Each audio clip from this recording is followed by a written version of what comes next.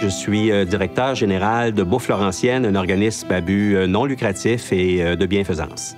La mission de Bouffe Laurentienne est de favoriser la sécurité alimentaire des personnes financièrement défavorisées et aussi d'appuyer le travail d'une vingtaine d'organismes de bienfaisance qui œuvrent en aide alimentaire dans notre région. Ça fait 25 ans que je suis gestionnaire d'organismes à but non lucratif. Donc, j'ai vu l'arrivée de l'informatique au début des années 2000.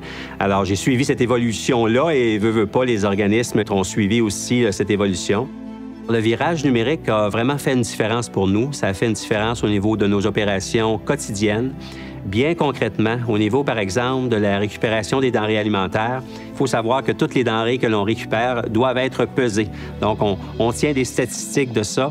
Et ces données-là sont maintenant dans la base de données qui nous sert à mieux identifier la nature des aliments qui a été récoltés, la quantité, la provenance également, et ça nous aide beaucoup dans la gestion de l'inventaire. On parle de 600 000 kilos de denrées alimentaires là, qui sont livrées partout dans notre MRC, auprès d'une vingtaine de municipalités.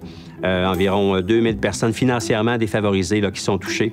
Alors, le virage numérique nous permet d'améliorer encore plus l'efficacité de nos livraisons, une meilleure fluidité, une meilleure aussi agilité dans le transport des denrées chaque semaine. Pour faire le travail dans un organisme comme le nôtre, ça prend beaucoup d'aide, ça prend beaucoup de personnes bénévoles. Comme on le sait, les personnes bénévoles sont souvent des personnes qui sont retraitées.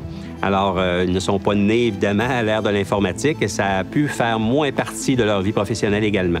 Alors, il faut tenir compte de ça dans le virage numérique. Il faut donc être très patient et faire bien attention au rythme, être bien sûr d'être en phase avec la capacité d'adaptation, la capacité d'apprentissage et d'intégration des nouvelles applications, des nouveaux outils qu'on propose à nos bénévoles et autant à nos employés, évidemment, qui sont de tout âge également. Le défi principal qu'on a rencontré face au virage numérique, c'est vraiment la résistance. C'est un peu normal puisque on change les habitudes des gens, on leur propose de nouveaux outils.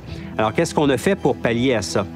Bien, la première des choses, c'est qu'on s'est assuré que la direction suive certaines formations en leadership, entre autres choses, et puis pour bien connaître là, tous les éléments, parce qu'il y en a beaucoup qui concernent le virage numérique. Et par la suite, on a invité nos employés à plusieurs formations différentes là, pour être sûr de maîtriser tous les outils informatiques qu'on mettait à leur disposition. J'ai appris que le pôle d'expertise en transformation technologique et numérique de Technocompétences allait développer une plateforme, justement pour tous les organismes qui veulent faire le virage numérique. La plateforme va nous donner accès à des outils, à de la formation, à des bonnes pratiques.